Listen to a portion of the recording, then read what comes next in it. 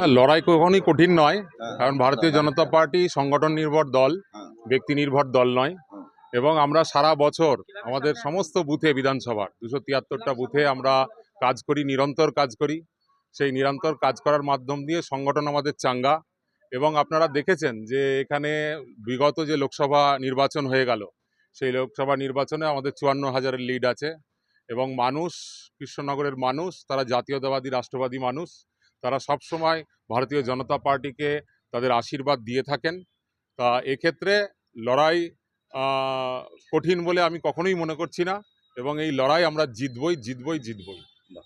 অনেকটা তো ও এগিয়ে, ও বলছিল যে আগের দিনও বাইট নিচ্ছিল, বক্তব্য নিচ্ছিল, আমরা বলছো না আমরা কিভাবে মনে করি না আমি সুযোগ পাচ্ছি, সময় পাচ্ছি। ও কিন্তু কৃষ্ণনগর উত্তর বিধানসভা অনেক ঘুরে বেড়েছে তৃণমূল প্রার্থী, যেহেতু সে লোকাল, আপনিও লোকাল।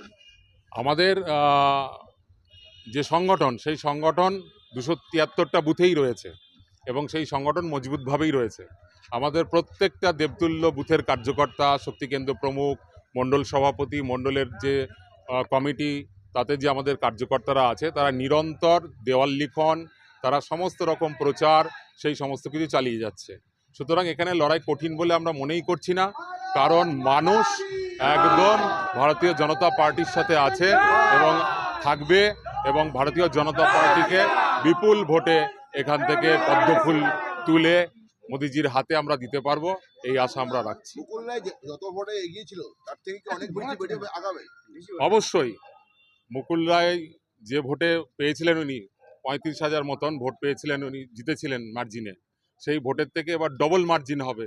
ভারতীয় জনতা পার্টির প্রত্যেকটা কার্যকর্তা মাঠে নেমে নিরন্তর কাজ চালিয়ে যাচ্ছে, এবং মানুষ, সর্বোপরি যে জনতা জনার্দন, সেই মানুষ কিন্তু একদম রেডি হয়ে আছে যে ভারতীয় জনতা পার্টির প্রার্থী মাঠে নামলেই তারা পদ্মফুল চিহ্নে ভোট দিয়ে বিপুল ভোটে জয়ী করে এখানে একটি পদ্মফুল নরেন্দ্র মোদীজির হাতে তুলে দেবেন।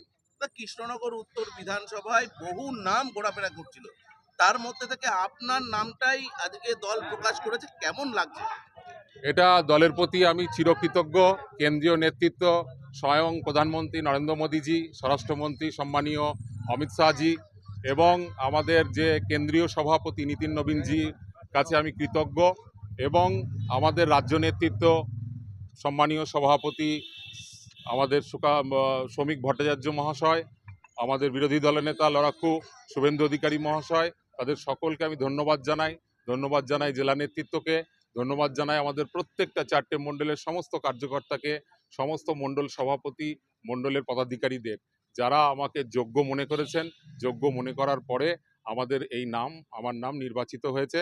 আমার নামটা বড় কথা নয়, পদ্মফুলটাই হচ্ছে আমাদের কাছে বড়, কারণ দলীয় প্রতীক জিতিয়ে আমরা পাঠাবো।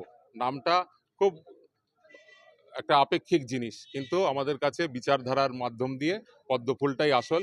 সেই পদ্মফুলকে জিতিয়ে প্রত্যেকটা জাতীয়তাবাদী জনগণ আমাদের পাশে থাকবেন, আশীর্বাদ করবেন, এবং আমরা আজকে পশ্চিমবঙ্গের যে পরিবর্তনের লড়াই, পরিবর্তনের যে সংকল্প, সেই সংকল্প আমাদের সার্থক হবে, এবং আমরা জাতীয়তাবাদী রাষ্ট্রবাদী সরকার 4ঠা মের পরে এই পশ্চিমবঙ্গের মাটিতে গঠন করব। মানুষকে সুশাসন দেব, যুব সমাজের কর্মসংস্থান হবে, যুব সমাজকে তার পরিবার ফেলে বাইরের দূর দেশে চলে যেতে হবে না।